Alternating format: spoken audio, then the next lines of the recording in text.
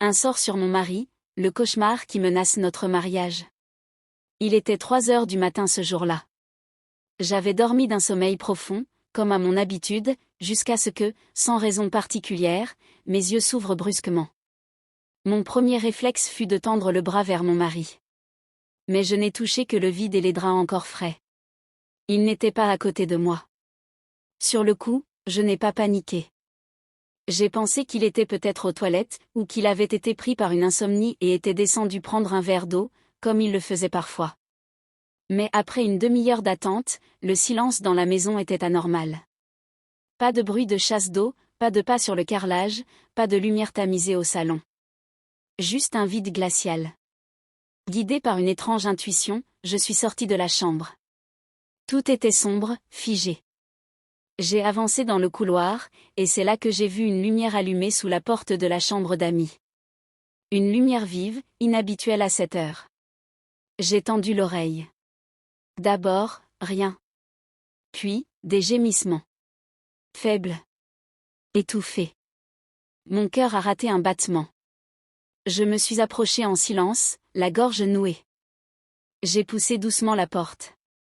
Ce que j'ai vu ce soir-là a fissuré quelque chose en moi. Là, devant moi, ma cousine que j'hébergeais depuis quelques mois après des soucis familiaux était sur mon mari, en pleine relation sexuelle. Je suis restée figée. Une partie de moi refusait de croire ce que mes yeux voyaient. C'était irréel. Une trahison dans ma propre maison, entre deux personnes à qui j'avais accordé toute ma confiance. J'ai crié. Un cri qui venait du plus profond de mes entrailles. Mon mari a sursauté. Mais le plus choquant, ce fut son regard. Il semblait totalement désorienté. Comme s'il venait de se réveiller d'un cauchemar, comme s'il ne me reconnaissait pas immédiatement. « Ce n'est pas moi », a-t-il crié. « Ce n'est pas moi dans cette chambre. » Je l'ai regardé, abasourdi. Comment pouvait-il nier l'évidence alors que je venais de les surprendre tous les deux? Il a continué à hurler, les yeux rouges, les mains tremblantes.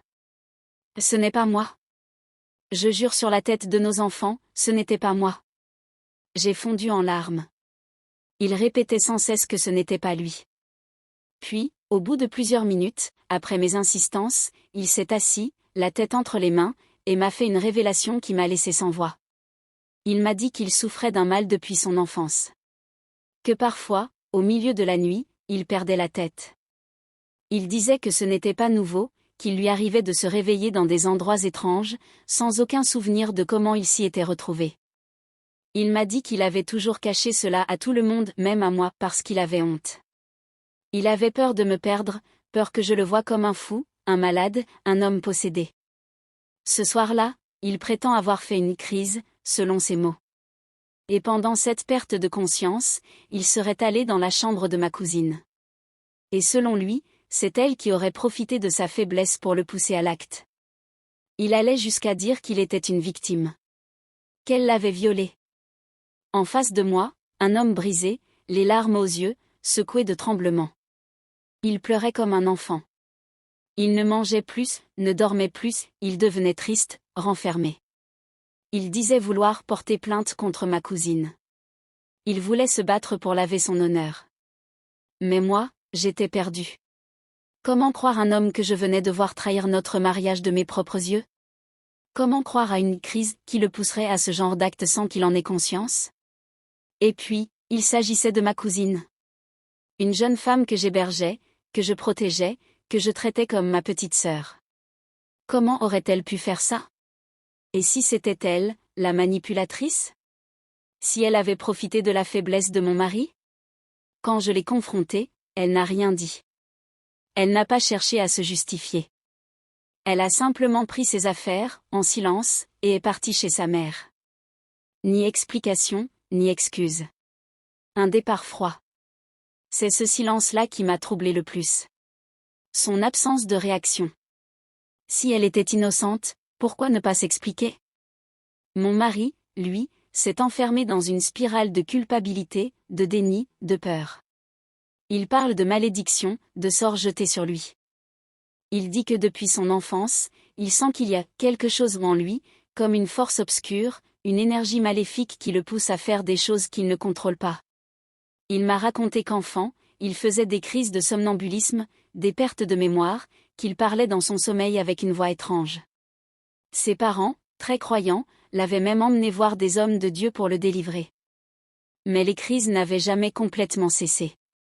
Aujourd'hui, il croit que cette chose est revenue. Et qu'elle menace notre vie de couple. Il veut aller voir un pasteur, un prophète, un marabout, peu importe qui, pour qu'on le libère. Il veut se battre, dit-il, pour sauver notre mariage, pour ne pas me perdre, pour se retrouver lui-même. Mais moi, je ne sais plus. Je suis blessée, trahie, confuse. Une partie de moi veut croire à son histoire. Parce que je l'aime encore. Parce que je vois sa douleur. Parce que je sens qu'il ne joue pas la comédie. Mais une autre partie de moi se demande si je ne suis pas en train de me faire manipuler. Est-ce qu'il utilise cette vieille histoire de malédiction pour justifier son infidélité? Est-ce que je suis en train de me perdre dans ses justifications? Je me pose 1000 questions. Je suis coincée entre la douleur, l'amour et la peur. Peur de me tromper. Peur de faire du mal à mes enfants. Peur de rester avec un homme qui pourrait refaire la même chose demain. Mais aussi peur de le laisser tomber alors qu'il est peut-être réellement en souffrance, victime d'un mal qui le dépasse. J'ai besoin d'aide. J'ai besoin de comprendre. Est-ce possible qu'un sort ou une malédiction puisse vraiment pousser quelqu'un à agir contre sa volonté? Dois-je l'accompagner dans cette quête de guérison, ou dois-je me protéger et tourner la page pour me reconstruire loin de lui? Je suis brisée. Fatiguée. Et plus que jamais, j'ai besoin d'un conseil sincère. D'un regard extérieur. Que feriez-vous à ma place? Est-ce que je dois lui donner une autre chance, ou lui dire adieu une bonne fois pour toutes?